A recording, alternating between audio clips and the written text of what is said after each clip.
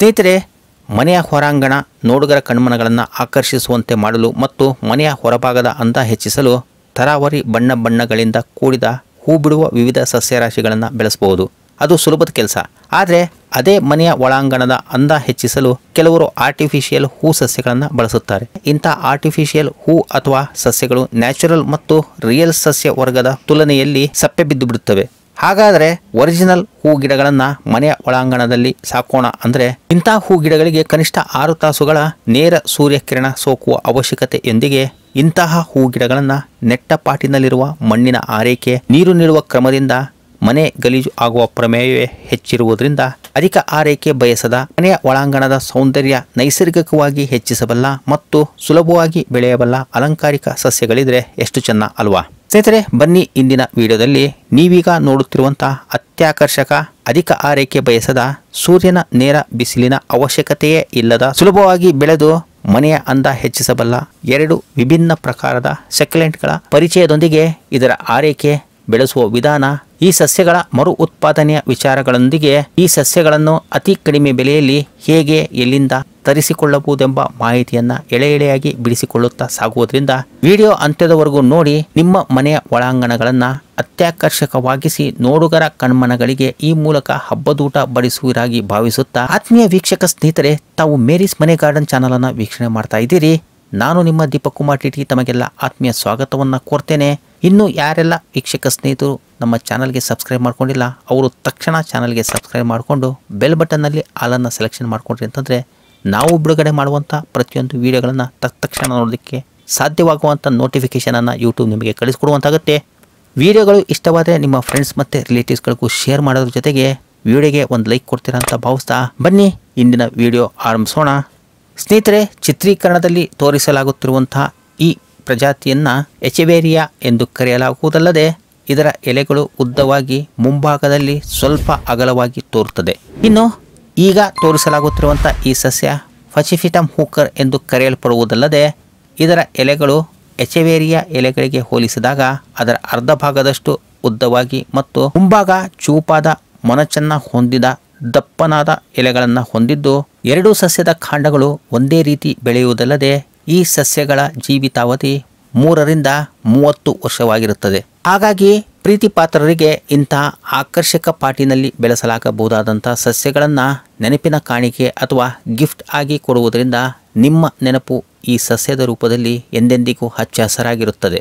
ಸ್ನೇಹಿತರೆ, ಸೆಕ್ಯುಲೆಂಟ್ ಜಾತಿಗೆ ಸೇರಿದ ಸಸ್ಯಗಳಾದ ಎಚೆವೇರಿಯಾ ಮತ್ತು ಫಚಿಫಿಟಮ್ ಹೂಕರ್ ಸಸ್ಯರಾಶಿಗಳು ಹೇರಳವಾಗಿ ಸೆಂಟ್ರಲ್ ಅಮೆರಿಕಾ, ಸೌತ್ ಆಫ್ರಿಕಾ ಮತ್ತು ಮೆಕ್ಸಿಕೋ ದೇಶಗಳಲ್ಲಿ ಕಂಡುಬರುವುದು. ಇಂತಹ ಸಸ್ಯಗಳು 3 ರಿಂದ 4 ದಿನಗಳಿಗೊಮ್ಮೆ ಮಾತ್ರ ನೀರನ್ನು ಬಯಸುವ ಸಸ್ಯಗಳಾದ್ದರಿಂದ ದಿನನಿತ್ಯ ನೀರು ಕೊಡುವ ಮತ್ತು ಸಮಯ ವ್ಯರ್ಥವಾಗುವಂಥ ಪ್ರಮೇಯವೇ ಬರುವುದಿಲ್ಲ. ಇನ್ನು ಪೂರ್ವ ಮತ್ತು ದಕ್ಷಿಣ ದಿಕ್ಕಿನಲ್ಲಿರುವ ಕಿಟಕಿ ಅಥವಾ ಸ್ಥಳಗಳನ್ನು ಆಯ್ದು ಈ ಸಸ್ಯಗಳ ಪಾಟ್ ಇಡುವುದರಿಂದ ಸೂರ್ಯರಶ್ಮಿ ಅಥವಾ ಬೆಳಕುಗಳ ಪ್ರಸರಣ ಉತ್ತಮವಾಗುವುದರಿಂದ ಈ ಗಿಡವು ಕಮಲದಂತೆ ಅಗಲವಾಗಿ ತನ್ನ ಅಂದವನ್ನು ನೋಡುಗರ ಕಣ್ಮನಗಳಿಗೆ ಆಕರ್ಷಕವಾಗುವಂತೆ ಮಾಡುವುದಲ್ಲದೆ ಚಿತ್ರೀಕರಣದಲ್ಲಿ ನೋಡುತ್ತಿರುವಂತೆ ಇದರ ಎಲೆಯ ಸುತ್ತಲಿನ ಕೊನೆಯ ಭಾಗವು ತಿಳಿ ಕೆಂಪು ಮಿಶ್ರಿತ ಹಸಿರು ಬಣ್ಣಗಳಿಂದ ಕೂಡಿ ನೋಡಲು ಆನಂದವನ್ನು ಉಂಟು ಮಾಡುವುದು.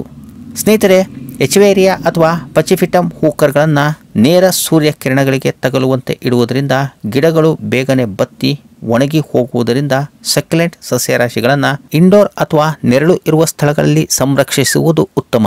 ಸ್ನೇಹಿತರೆ, ಎಚೆವೇರಿಯಾ ಮತ್ತು ಫಚಿಫಿಟಮ್ ಹೂಕರ್ ಸಸ್ಯಗಳ ಪಾಟಿಂಗ್ ಮಿಶ್ರಣದ ವಿಚಾರಕ್ಕೆ ಬಂದರೆ ಸಾಧಾರಣ ಗಾರ್ಡನ್ ಮಣ್ಣು 50%, 20% ಕೋಕೋಪೀಟ್, 10% ದನದ ಗೊಬ್ಬರ ಅಥವಾ ಕುರಿ ಗೊಬ್ಬರ, 10% ಬೋನ್ ಮೀಲ್, 10% ನೀಮ್ ಕೇಕ್ ಪೌಡರ್ಗಳನ್ನು ಮಿಶ್ರಣ ಮಾಡಿ ಬಳಸಿದರೆ ಮುಂದಿನ 6 ತಿಂಗಳವರೆಗೆ ಯಾವುದೇ ಗೊಬ್ಬರ ನೀಡುವ ಅವಶ್ಯಕತೆ ಇರುವುದಿಲ್ಲ. ಒಂದು ವೇಳೆ ಈಗ ತಿಳಿಸಿದ ಸಾಮಗ್ರಿಗಳು ನಿಮ್ಮಲ್ಲಿ ಲಭ್ಯವಿಲ್ಲದಿದ್ದರೆ ಸಾಧಾರಣ ಗಾರ್ಡನ್ ಸಾಯಲನ್ನು ಉತ್ತಮವಾದಂತಹ ಡ್ರೈನ್ ಹೋಲ್ಗಳನ್ನು ಹೊಂದಿರುವಂತಹ ಪಾಟಿನಲ್ಲಿ ತುಂಬಿ ಸಸ್ಯಗಳನ್ನು ಬೆಳೆಸಬಹುದು. ಸ್ನೇಹಿತರೆ, ಸಕ್ಯುಲೆಂಟ್ಗಳಲ್ಲಿ ಕೆಲವಾರು ಸಸ್ಯಗಳನ್ನು ಅದರ ಎಲೆಗಳಿಂದಲೇ ಬೆಳೆಸಬಹುದು. ಆದರೆ ಆ ಸಸ್ಯದ ಎಲೆಯು ಕಾಂಡದ ಭಾಗಕ್ಕೆ ಅಂಟುಕೊಂಡಿರುವಂತಹ ತುದಿ ಹಾನಿಗೊಳಗಾಗಿರಬಾರದಷ್ಟೇ. ಅಲ್ಲದೆ ಕಾಂಡದಲ್ಲಿಯೇ ಈಗ ತೋರಿಸಲಾಗುತ್ತಿರುವಂತೆ ಸಣ್ಣ ಸಣ್ಣ ಕೂದಲೆಳೆಯಂತಹ ಬೇರುಗಳು ಹೊರಹೊಮ್ಮಿದ್ದರೆ ಅತ್ಯುತ್ತಮ. ಒಂದು ವೇಳೆ ತುದಿ ಭಾಗದಲ್ಲಿ ಬೇರುಗಳು ಇಲ್ಲದಿದ್ದರೂ ಚಿತ್ರೀಕರಣದಲ್ಲಿ ತೋರಿಸಲಾಗುತ್ತಿರುವಂತೆ ಈಗಾಗಲೇ ತಿಳಿಸಿರುವಂತಹ ಪಾಟಿನ ಮಿಶ್ರಣದೊಂದಿಗೆ ತಯಾರಿಸಲಾದಂತಹ ಪಾಟಿನ ಮೇಲ್ಭಾಗದಲ್ಲಿ ಈ ರೀತಿ ಎಲೆಯನ್ನ ಇಟ್ಟರೆ ಸಾಕು. ವಾರದೊಳಗೆ ಎಲೆಯ ಕೆಳಭಾಗದಲ್ಲಿ ಬೇರು ಮಣ್ಣಿನೊಳಗೆ ಇಳಿಯುವುದಲ್ಲದೆ ಮೇಲ್ಭಾಗದಲ್ಲಿ ಸುಂದರವಾದ ಕಮಲಾಕಾರದ ಈ ರೀತಿಯ ಪುಟ್ಟ ಸಸ್ಯ ಬೆಳವಣಿಗೆ ಕಾಣುವುದಲ್ಲದೆ ಭವಿಷ್ಯದ ದಿನಗಳಲ್ಲಿ ಚಿತ್ರೀಕರಣದಲ್ಲಿ ತೋರಿಸಲಾಗುತ್ತಿರುವಂತೆ ಅತ್ಯುತ್ತಮ ಬೆಳವಣಿಗೆ ಕಾಣಲು ಮತ್ತು ಈ ಸಸ್ಯದ ಕಾಂಡಗಳ ಅಕ್ಕಪಕ್ಕದಲ್ಲೂ ಅನೇಕ ಟಿಸಿಲುಗಳಿಂದ ಆಕರ್ಷಕ ಸಸ್ಯಗಳ ಬೆಳವಣಿಗೆ ಉಂಟಾಗಲು ಬಾಳೆ ಸಿಪ್ಪೆ ನೆನೆಸಿ ತಯಾರಿಸಿದ ರಸ, ಅಕ್ಕಿ ಬೇಳೆ ಕಾಳು ತೊಳೆದ ನೀರುಗಳೊಂದಿಗೆ ಇನ್ನೂ ಅನೇಕ ವಿವಿಧ ದ್ರವ ಗೊಬ್ಬರಗಳನ್ನು ನೀಡಬಹುದು.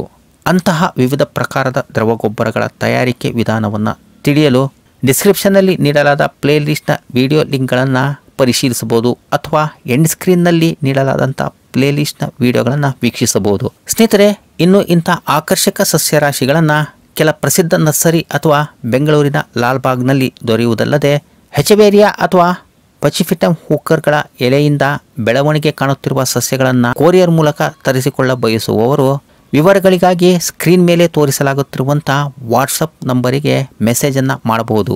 ಸ್ನೇಹಿತರೆ, ಎಚವೇರಿಯಾ ಮತ್ತು ಪಚಿಫಿಟಮ್ ಹೂಕರ್ ಸಸ್ಯಗಳನ್ನು ಒಮ್ಮೆ ಕೊಂಡರೆ ಅವುಗಳ ಎಲೆಗಳಿಂದ ಅನೇಕ ಸಸ್ಯಗಳನ್ನು ಉತ್ಪಾದಿಸಬಹುದಾದ್ದರಿಂದ ಇಂತಹ ಸಸ್ಯಗಳನ್ನು ಚಳಿಗಾಲದ ಆರಂಭದಿಂದ ಅಂದರೆ ಅಕ್ಟೋಬರ್ನಿಂದ ಬೇಸಿಗೆ ಕಾಲದ ಅಂತ್ಯದವರೆಗೂ ಅಂದರೆ ಜೂನ್ ಕೊನೆಯ ವಾರದೊಳಗೆ ಸುಲಭವಾಗಿ ಪ್ರೊಪಗೇಟ್ ಮಾಡಬಹುದು. ಸ್ನೇಹಿತರೆ, ನೀವೀಗ ಚಿತ್ರೀಕರಣದಲ್ಲಿ ನೋಡುತ್ತಿರುವ ಎಲ್ಲ ಸಸ್ಯರಾಶಿಗಳನ್ನು ನಾವು ಇದೇ ವಿಧಾನದಿಂದ ಸುಲಭವಾಗಿ ಅತಿ ಕಡಿಮೆ ಖರ್ಚಿನಲ್ಲಿ ಅತಿ ಹೆಚ್ಚು ಅಂದವಾಗಿ ಬೆಳವಣಿಗೆ ಮಾಡುತ್ತಿರುವುದರಿಂದ ನಿಮ್ಮ ಮನೆಯ ಒಳಾಂಗಣದ ಸೌಂದರ್ಯವನ್ನು ನೀವು ಏಕೆ ಕಡಿಮೆ ವೆಚ್ಚದಲ್ಲಿ ಹೆಚ್ಚಿಸಬಾರದು ಎಂಬ ಅಭಿಪ್ರಾಯದೊಂದಿಗೆ ಇಂದಿನ ವಿಡಿಯೋ ನಿಮ್ಮ ಗಾರ್ಡನಿಂಗ್ ಕಾಯಕದಲ್ಲಿ ಉಪಯೋಗವಾಗಿರಬಹುದೆಂದು ಭಾವಿಸುತ್ತಾ ಮುಂದಿನ ಮತ್ತೊಂದು ಗಾರ್ಡನಿಂಗ್ ಮಾಹಿತಿಪೂರ್ಣ ವಿಡಿಯೋದೊಂದಿಗೆ ಹಾಜರಾಗ್ತೇನೆ. ಅಲ್ಲಿವರೆಗೂ ಸರ್ವೇ ಜನ ಸುಖಿನೋ ಭವಂತು.